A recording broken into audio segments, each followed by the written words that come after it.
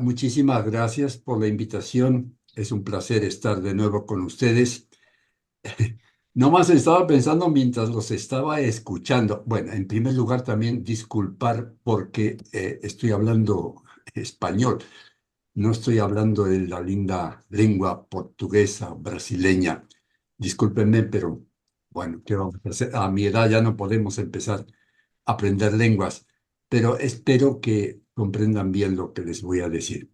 Estaba diciendo que después de escucharlos, pensando que voy a hablarles de algo que no tiene nada que ver con lo que ustedes están hablando, inteligencia artificial, vamos a retroceder 800 años.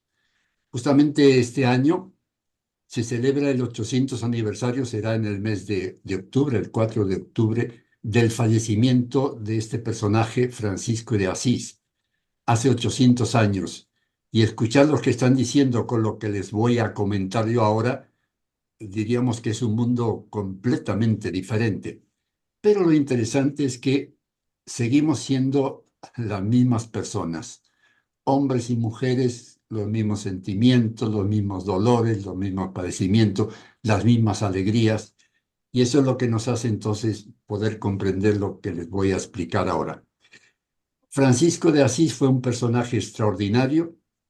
Sigue vivo durante 800 años, porque siempre ha estado en la actualidad, no solo religiosa, sino también mundana por diferentes aspectos. Entonces, hablar de él sería larguísimo. Yo he elegido, es el título de esta charla, Aspectos de su vida y pensamiento. Quiere decir que voy a tomar diferentes puntos que para mí son esenciales en su vida y en lo que él nos enseñó. Y empiezo por mostrarle esta imagen de Francisco de Asís, de Cimabue. Cimabue fue un gran pintor que en pre-renacimiento ya, italiano por supuesto, y se dicen que es la imagen más próxima a lo que fue la persona de Francisco de Asís. Esta pintura está en la Basílica de Asís, que es una cosa muy interesante porque eh, 2 años después del fallecimiento ya lo hacen santo a Francisco de Asís y enseguida empezaron a construir esta basílica en el siglo XIII. Y es una basílica que es un poco, se recorre toda la vida de Francisco gracias a Giotto. Giotto era el discípulo de Cimabue. Giotto que pintó 28 escenas de la vida de este personaje. Es decir, que uno va allí y recorre, es muy pedagógica la visita a esta basílica porque uno puede recorrer toda la vida de este personaje, de este santo. Para hablar un poco de él, quisiera primero ubicarnos, ¿eh? Acabamos de decir, hace 800 años la cosa era, la situación del mundo, de la vida era muy diferente ahora. Entonces, quisiera dos o tres cositas para ubicarnos bien. En primer lugar, estamos con la Europa del siglo XII y XIII. Fíjese, todavía está sin formarse los grandes estados. España todavía no era España, era la corona de Castilla, estaba todavía los árabes en Granada, la corona de Aragón, o sea, se están formando los estados y empieza ya una nueva tendencia que es el capitalismo. Es decir, estamos hasta ahora ha sido los regímenes feudales, había un rey, el feudo, su dependencia, ahora ya empiezan las ciudades, las urbes en los burgos y empieza ya el capitalismo a cambiar un poco la situación.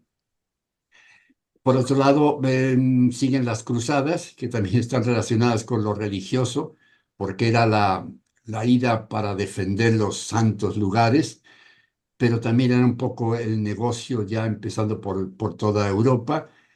Otro tema interesante eran los cátaros o albigenses, que esta era una asociación dualista que admitía que el mundo está dividido entre Dios, que defiende el bien, por supuesto, y el diablo, el demonio, que es el mal. Era esa lucha.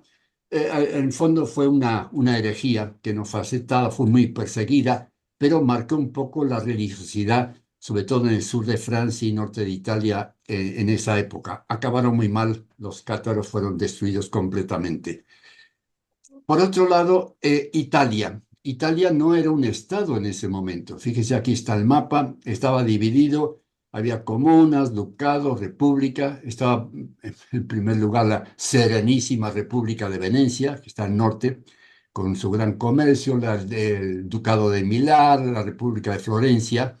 En el sur estaba el Reino de Nápoles, que iba a ocupar el Reino de Aragón de España, y están los estados pontificios, acá en medio, estados pontificios. Resulta que un personaje se llama Plinio el Viejo, que era el padre nada menos que de Carlomagno, derrotó entonces a los que estaban en la región de Roma y concedió toda esa región, se la concedió al Papa.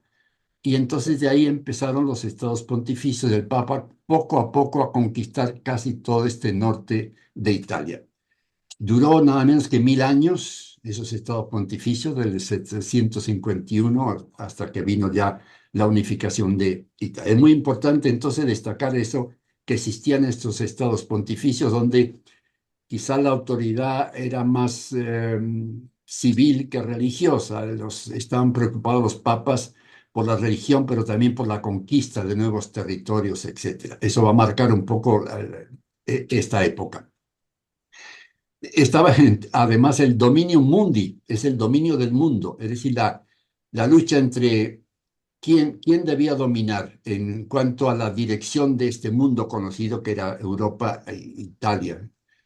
¿Quién debía dominar? Era lo civil, el Sacro Imperio Romano Germánico, que estaba dominando todo el norte de Italia, o los estados pontificios, el Papa. Estaban los güelfos, que defendían al Papa, y los gibelinos, que defendían esta autoridad social.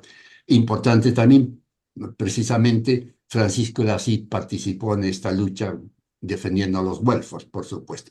En fin, estaba la nobleza y el clero que estaban dominando la situación social, pero como dijimos antes, ya empieza la burguesía, empiezan los burgos, las ciudades, pequeñas ciudades, empieza el comercio. El gran ejemplo de eso es la familia Polo, Marco Polo, el joven que recorrió, fue por el camino de la seda ya hasta China, fue el primer europeo que llegó hasta allá. Ya habían estado el padre y el tío conociendo toda esa zona, pero ya cambia un poco la actualidad de esta región, de Italia, porque ya se abre un poco al mundo conocido en ese momento que era el mundo oriental. Todo eso va a significar un cambio en la sociedad. En fin, regresamos a Asís, que era la ciudad entonces donde nació Francisco. Era una ciudad-estado, la tenemos aquí casi en medio de los estados pontificios. Asís y Perugia, que eran las dos ciudades más importantes de Umbría y que van a tener muchos problemas entre ellos. Asís era una ciudad de apenas 2000 habitantes, no eran muchos, pero había una gran división, como en todos lados. Estaban los mayores, en italiano mayores, los mayores y los menores.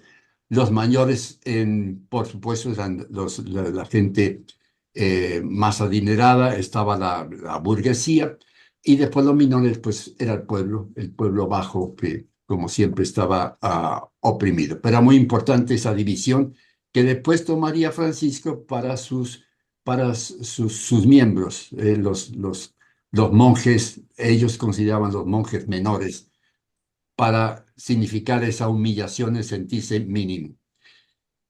Los primeros años de Francisco, bueno, al nacer, nació en 1181, 81, 82, hay dudas. Se le pusieron por nombre Giovanni di Pietro di Bernardone, Giovanni por su madre, que se llamaba Giovanni Pica, era de la nobleza, y el padre era Pietro di Bernardone, era un comerciante de telas. Lo llamaron Giovanni, pero su padre tenía contacto con Francia. Estaba vendiendo telas, era un comerciante muy afamado, muy rico, y entonces tanta afición tenía a Francia que a su hijo lo llamó Francesito. Francesito en italiano sería Francesco. Y así se quedó el nombre de él. No Giovanni, sino Francesco pasó a la historia. Decían de joven, hijo de una familia rica, pues, ¿cómo se va a comportar? Ya se imagina una vida despreocupada y algo desenfrenada, como era habitual en los hijos de las familias nobles, es lo que dicen sus autógrafos. Y era tan activo, tan importante entre los jóvenes de la época, que lo llamaban incluso el rey de la juventud. Fíjese entonces cómo sería su actuar. Pero empieza el cambio ya en 1202. En 1202 resulta que el joven tenía 20 años y participa en la batalla de Colestrada, que era entre Perugia, que habíamos dicho la ciudad que estaba enfrente de Asís. Él participa en la guerra, por supuesto, joven, 20 años, la actividad, la guerra, le emocionaba mucho.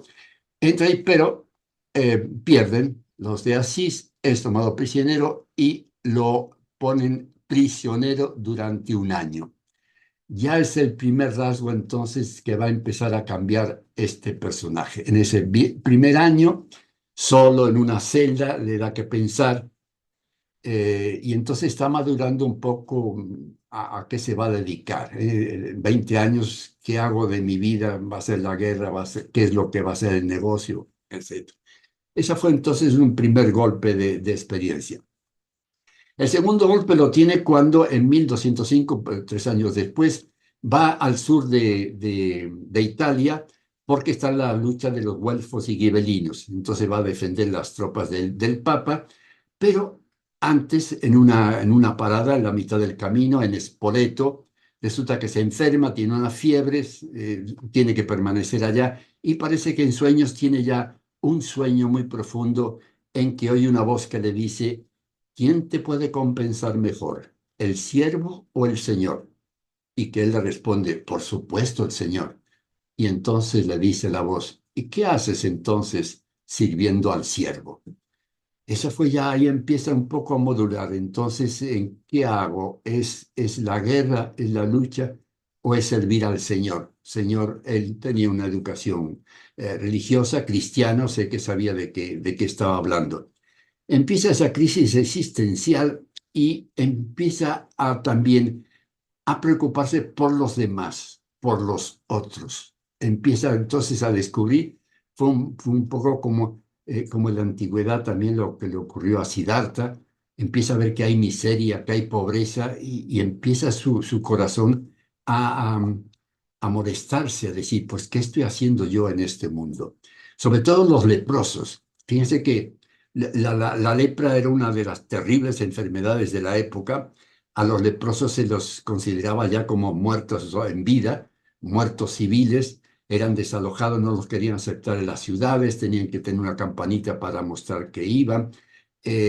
Entonces, él se encuentra con uno de estos leprosos, va y lo abraza. Fue el primer gesto que hace un poco de pensar en los demás, que un poco pensaba en la otra persona, que es la característica esencial de Francisco de Asís: pensar en los demás, en los otros y en sus necesidades. Ya empieza entonces un poco a cambiar su actitud. Otro día, estando en la iglesia de San Damián, en una iglesia semi abandonada que existía en Asís, y parece que en una de esas, unos rezos que estaba haciendo, tiene una inspiración interior que le dice, como una orden: repara mi casa, que como ves está en ruinas. Él, al decir eso, pensó en primer lugar que la casa era la iglesia, porque realmente esta iglesia San Damián, famosa iglesia de Asís, estaba medio destruida, y reúne un grupo de amigos y empieza a reconstruir la ciudad. Poco después se dio cuenta, poco a poco, de que esa imagen le decía no solo la iglesia física, como la terminó arreglando, sino también la iglesia espiritual, porque, como ya dijimos, había muchos problemas en la iglesia como estructura, muchas guerras, muchos problemas que no tenían nada que ver con la religión profunda. Y ahí llega entonces un momento decisivo, la ruptura decisiva, y esto ocurrió cuando él empezó entonces a trabajar con los necesitados, con los pobres, los atendía, les daba sus dineros. Y el padre, que era un como buen comerciante, decía, estaba perdiendo dinero. ¿Qué hace este joven que me está dejando sin dinero? Me está casi arruinando porque se lo está dando todo a los demás. Entonces va a reclamar a la justicia, al juez, dice, no tiene nada que ver porque él está con el obispo, con las actividades religiosas. Entonces se presenta, como dibuja aquí Giotto en esta pintura, el padre va a protestar ante el obispo y diciéndole eso, que le está perdiendo, que le recuperen todo el dinero, que se deje ya de gastar de lo que es suyo. Entonces ahí es el primer gesto decisivo de Francisco de Asís. Saca toda la ropa que tenía, se la entrega a su padre, se queda casi desnudo, ahí ven en esta imagen como el obispo lo está tapando con su capa, y pronuncia esa palabra, solo Dios es mi padre. Y ahí empieza ya el cambio radical de él. Ya deja al padre, deja a su familia, y para él su familia iban a ser los necesitados. Poco después escucha un sermón, porque era muy religioso, iba a la iglesia, a las misas, y en ese sermón él justamente está tratando de cuando Cristo manda a sus discípulos a ir por el mundo a predicar la buena nueva. Y entonces él escucha, el reino de los cielos está cerca, sanad enfermos, limpiad leprosos, resucitad muertos, echad fuera demonios. De gracia recibid, dad de gracia. No os proveáis de oro, ni plata, ni cobre en vuestros cintos, ni de alforja para el camino, ni de dos túnicas, ni de calzado, ni de bordón. Es decir, entregarse completamente a los demás. Y a él dice, los biógrafos dicen que respondió, esto es lo que veo, es lo que busco, lo que deseo hacer en el hondo de mi corazón. Y entonces ahí es cuando ya se decide a dejar completamente esa vida que llevaba y a entregarse a los demás. En esos demás entonces había que elegir. Él quiere vivir solo el Evangelio. Lo que decía, la imagen de Cristo para él era el gran ejemplo. Y en ese momento, una posibilidad que tenía era meterse monje en los monasterios. Estaban los famosos monasterios cistercienses, donde cientos de personas iban, se hacían sacerdotes, se dedicaban al famoso ora et labora, reza y trabaja, pero encontraba que era muy estable, estaban muy protegidos estos frailes. Tenían la vida segura, tenían que comer, tenían donde dormir, un trabajo, y decía, no, él quería algo más.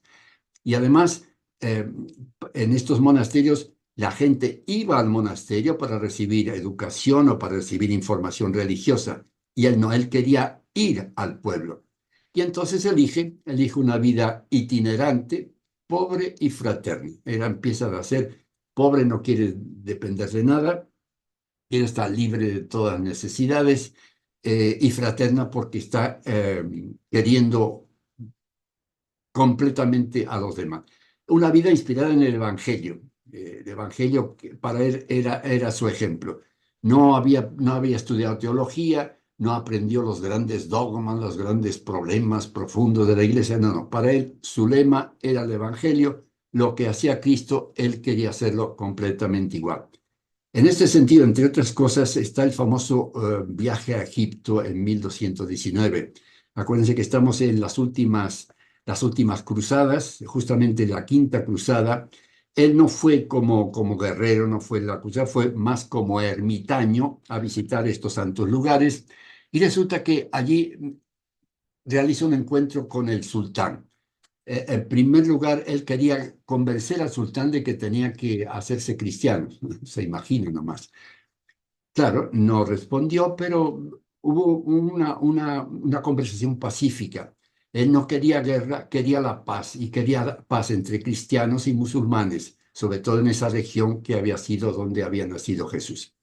Este marcó un poco entonces la historia también de la iglesia porque vieron que era posible establecer contacto con otras religiones y no luchar contra ellas o enemistarse.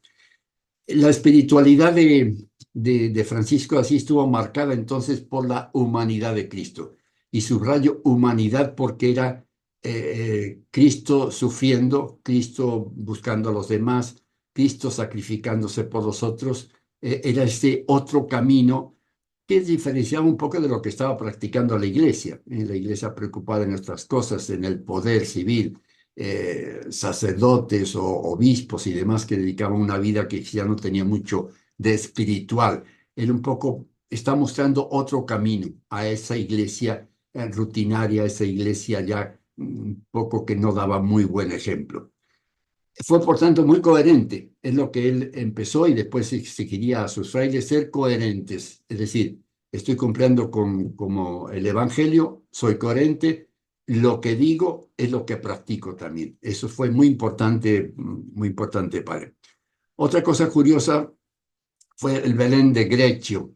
Grecio era una población que estaba en la montaña y le tocó Navidades allí y se le ocurrió crear entonces un Belén, digamos, un Belén natural.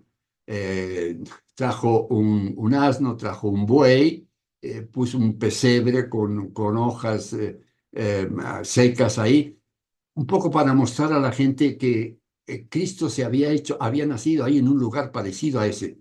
Se había hecho hombre para salvar a los hombres. Y entonces él quiso mostrar de una manera gráfica y normal que la gente lo viera con los ojos cómo había sido Jesús. Giotto, esta pintura extraordinaria, sí, pero no tiene nada que ver con la realidad, con la crudeza que había querido Francisco de lo natural. En el siglo XVI aparecen la Reforma con Luther King. Luther, que además era un agustino, es decir, pertenecía a las órdenes menores, que hablaremos después. Y fíjese qué curioso que Lutero había dicho que no aceptaba los santos. Para él decía que no, que los santos no tenían nada que ver, que todos los cristianos eran santos, sino diferenciarse. Sin embargo, respetaba mucho a Asís. ¿Por qué? Por su fidelidad al Evangelio. Acuérdense que eh, los protestantes, Lutero empezando decía, sola escritura, o sea, solo lo que manda es la escritura, lo que dice el Evangelio, y sola fide, solo la fe. Los demás, los santos, no importa. Y por eso admiraba mucho a Francisco de Asís, le siguen admirando los medios protestantes. No más que, claro, Francisco eligió seguir el Evangelio, pero no se separó de la iglesia, no atacó a la iglesia. Quería atacarla indirectamente dando su ejemplo. En cambio, los protestantes, pues sí, fueron de cisma y se separaron completamente de la iglesia. Entonces tenemos a Francisco ya que está empezando a vivir esa vida retirada, abandonada del mundo, y ve que enseguida tiene un grupo de gente que se le está acercando. Cuando va a ayudar a los pobres, dijimos, a los enfermos, ve que hay gente, muchachos que se le ayudan, quiere decir que su ideal de ayudar a los demás pues tiene un eco y no tenía lugar donde reunirse. Decimos que estaba completamente pobre, no tenía nada y encontró la que se llama la Porciúncula, era una pequeña capilla que había sido de los benedictinos y estaba medio abandonada y se la cedieron, los benedictinos se la cedieron. Eh, Esto es una figura del siglo ya XVI, cuando le dieron no solo la porciúncula significa pequeño territorio, pequeña porción de tierra. Le dieron entonces todo esto donde empezó él a reunirse y esta capillita fue su primer centro espiritual y centro de su orden. Ahí es donde empezó entonces a predicar, a proclamar lo que era su pensamiento sobre cómo había que actuar. Y empiezan las órdenes menores. Las órdenes menores quiere decir que frente a estos grandes conventos que habíamos mencionado, él dice, no, los frailes menores vamos a ser, solo dependemos de la ayuda, por eso llaman órdenes mendicantes, dice que mendigan, que piden limosna, que viven de los demás y dedicados completamente a los otros. Y lo primero que se reunió fue la orden de los hermanos menores. Siempre esa idea de menores, esa idea de humildad, de pertenencia, frente a un mundo que necesitaba vivir de posesiones, de riquezas, de títulos. Él decía, no, todo eso para qué, vanitas vanitatis, todo vanitas, todo es vanidad, todo termina uno la vida y de todo eso, ¿para qué quiere todo eso? Mejor hacer buenas acciones, ayudar a los otros a poder por lo menos vivir bien y ser felices. Entonces se dedica completamente con estos hermanos menores que ya iban juntando cada vez más para asistir a los pobres, lleva una vida apostólica ejemplar, sin bienes, ni bienes individuales ni colectivamente. Era una gran fraternidad, o sea, se considera que todos son hermanos, que no hay más mayores o menores, sino todos iguales.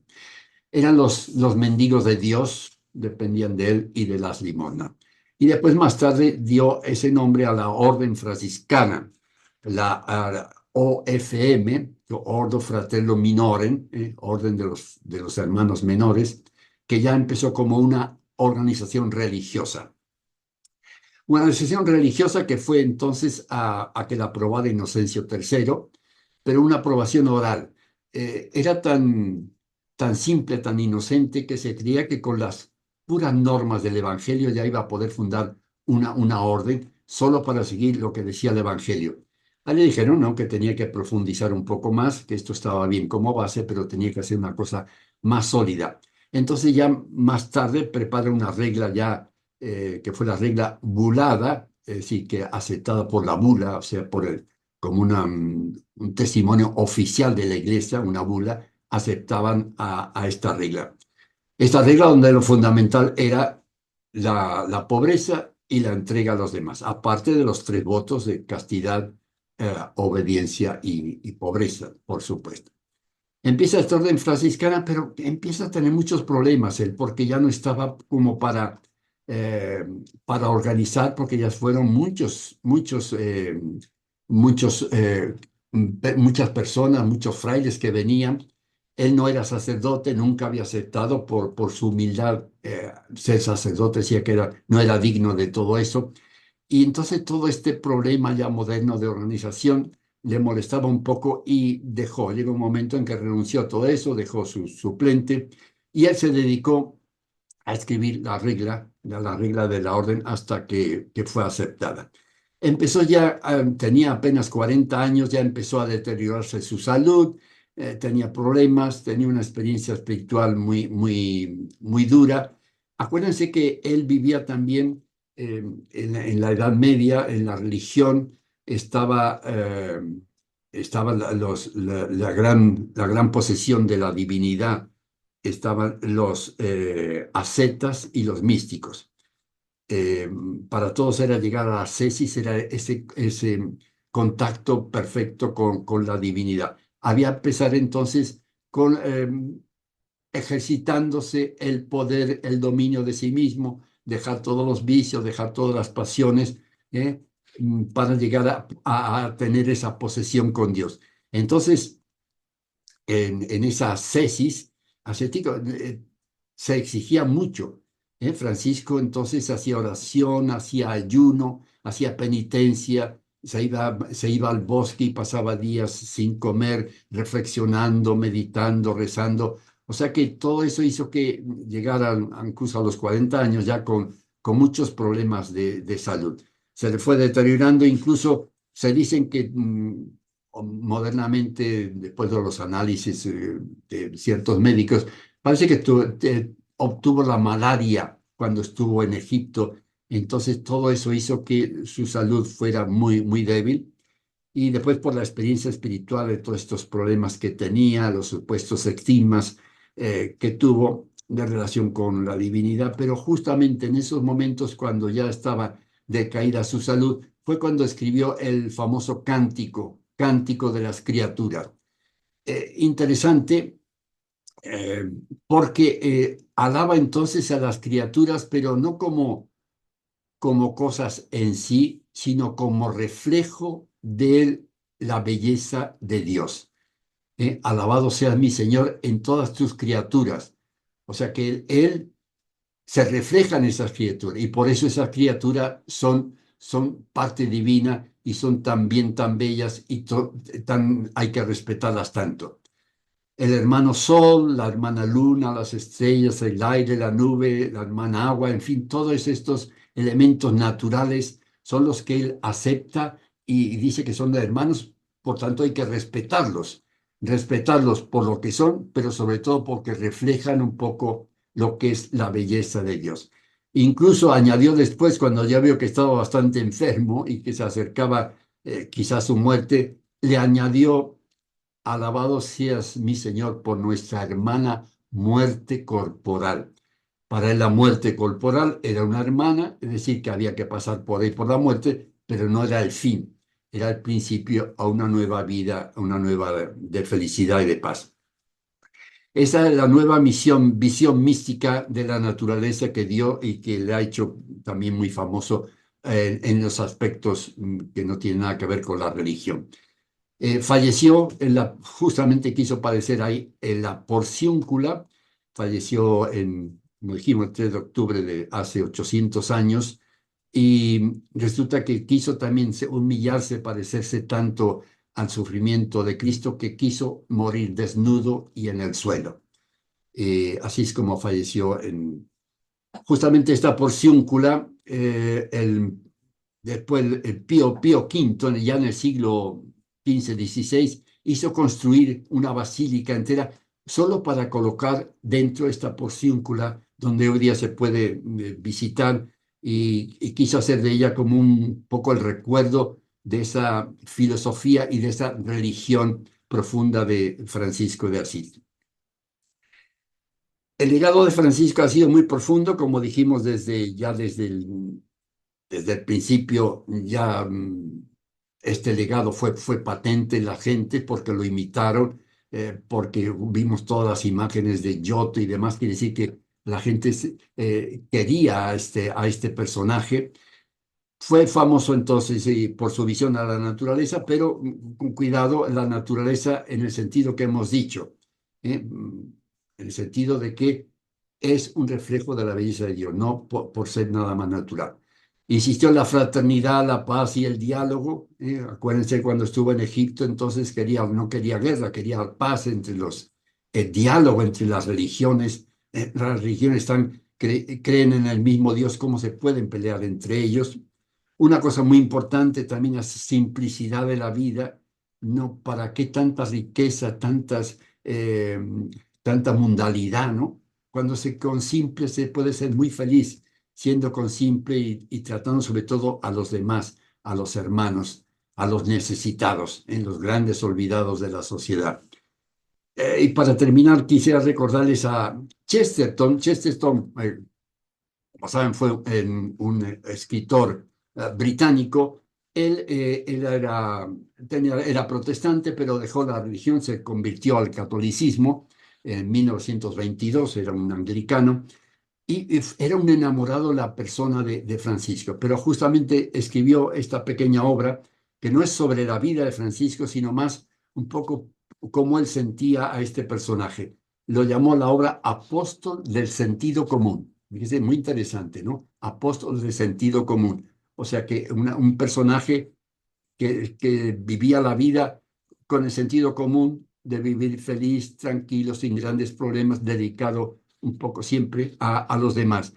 Eh, y también aquí en esta obra es muy interesante porque él ataca a aquellos mundanos que hablaban de Francisco solo como pionero de la teología, como un alguien que era contra el consumismo, pero que no tenía esa espiritualidad que quería defender Chesterton en él. Él dice, no, no, no es un personaje, decía Chesterton, alaban al santo, pero no la santidad de él. O sea que se preocupan de Santiago, perdón, de Asís, por lo que había hecho por los demás, pero no su santidad, su entrega completa a Cristo, que era lo más importante de él.